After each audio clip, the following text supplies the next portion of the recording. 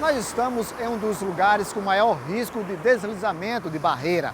Bem acima fica o bairro do Castelo Branco. Aqui a força da água derrubou paredes, trouxe todo o barro e a água formou uma imensa cratera. Quem mora literalmente à beira do precipício é o técnico em refrigeração Fabrício da Silva. A cada chuva, o medo de descer de barranco abaixo. A Defesa Civil vem aqui, bota uma lona aqui, mas não toma providência nenhuma, certo? Ele só vai botar uma lona, não fala com o morador e vai embora, né? E a gente tá vivendo isso aqui, dorme todo dia com aquele medo de não chegar no outro dia, né? No amanhecer.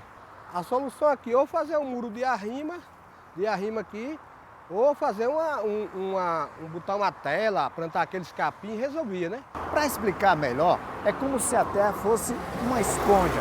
Com excesso de água, acaba perdendo a firmeza e aí acontece o deslizamento da barreira. Além da Defesa Civil, o Corpo de Bombeiros fica sempre em alerta quando as torrentes são despejadas na cidade. Nesse período de chuva, o Corpo de Bombeiros redobra a atenção, porque os riscos de enchentes, inundações e alagamentos, eles aumentam consideravelmente. Então, em um trabalho conjunto com a Defesa Civil, nós estamos 24 horas de prontidão para atender às necessidades da população no que diz respeito aos possíveis alagamentos que podem ocorrer. Nós entramos em conjunto com a Defesa Civil e vamos até as áreas de risco.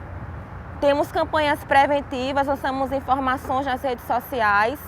E na vigência realmente do alagamento, da inundação, nós, juntamente com o efetivo e com as nossas viaturas de resgate, nós fazemos um trabalho ativo no sentido de resgatar não só as vidas, as pessoas, mas também o patrimônio, né, os bens materiais, para que não haja uma maior perda, né, animais também, nós fazemos os resgates no sentido de ajudar ao máximo a população que está nas áreas de risco.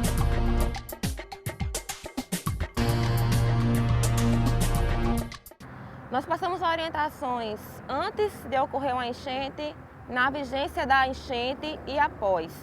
Então, antes de ocorrer uma enchente, nós sempre procuramos conscientizar não só a população que está na área de risco, como a população em geral, no sentido de não acumular lixo em córregos, na beira de rios, porque isso é um fator de risco para a ocorrência das enchentes.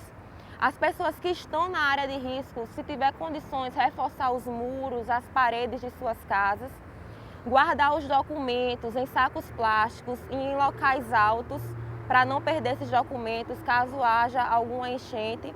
E ocorreu a enchente, procurar também esperar pelo socorro nos locais mais altos, né, onde mora.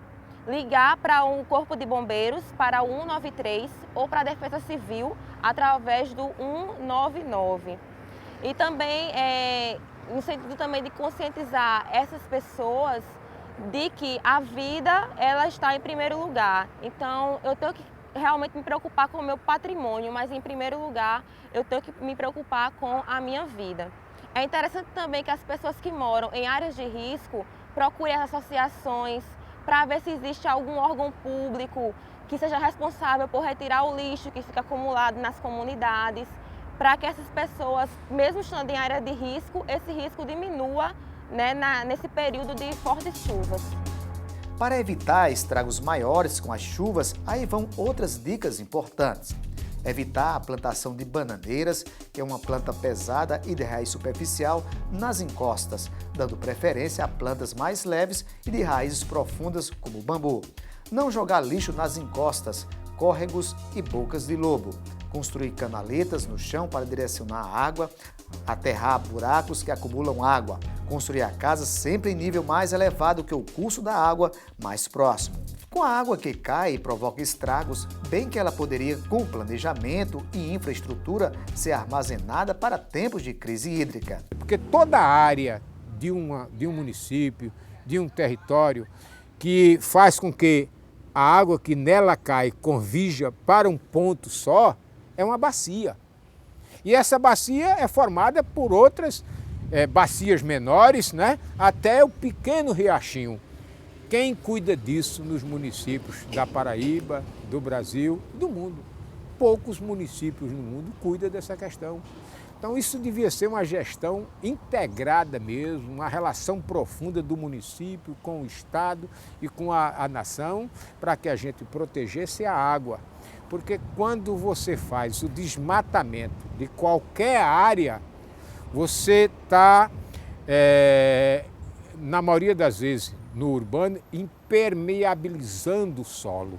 Então, é por isso que as coisas, digamos assim, não acontecem da forma mais consequente. E você assiste ora secas, ora inundações.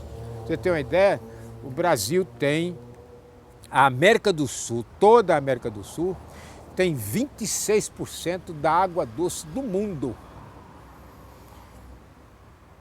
Dos 100%, 26 pedaços, ou 26 volumes pertencem ao quê? À América do Sul. 12 parte dessa água, 12 pertence só ao Brasil.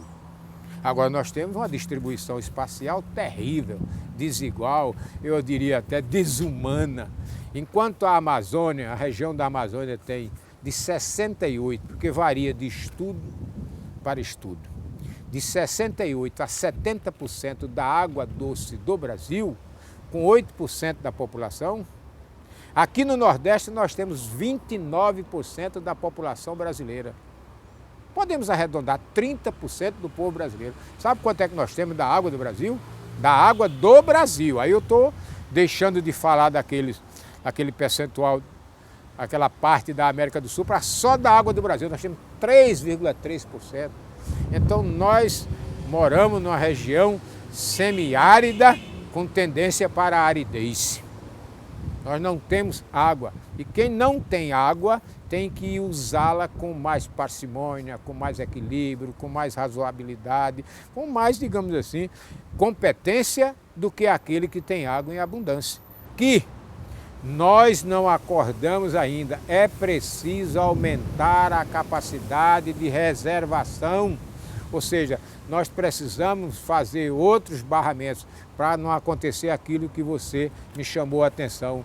Chove demais aqui, alaga tudo, é inundação, é desassoreamento de barreira, é desassoreando as barreiras da nossa zona costeira.